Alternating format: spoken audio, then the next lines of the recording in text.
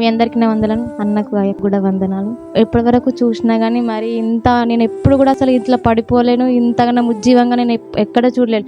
నేను ఇంతవరకు నేను మొన్నటి దాకా కూడా అనుకున్నా ఏ చర్చికి ఏం వెళ్ళాంలే, మా ఆయన తిడుతున్నాడు, ఏం పోదాం పోదాం, వాళ్ళొకటి నేనొకటి, వాళ్ళు అక్కడ వెళ్ళడం నేను ఇక్కడ వెళ్ళడం అసలు బాగాలేదు, అసలు ఆయనతోనే నేను కూడా నడవాలి అని అనుకున్నా. కానీ నిన్న కవితకు వచ్చి వస్తావా రావా రా రా అని గుంజులాడింది. అయినా వస్తాను, అయినా లేట్ వచ్చిన, రావద్దు అనుకున్నా కానీ లేట్ వచ్చిన.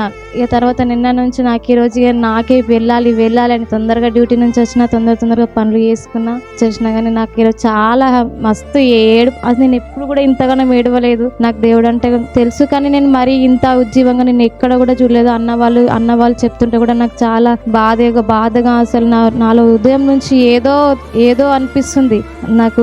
ఇంకా పై సండే నేను చర్చికి వచ్చి నేను దేవునిలోనే సాగిపోవాలని నేను అనుకుంటున్నా. దేవుడికి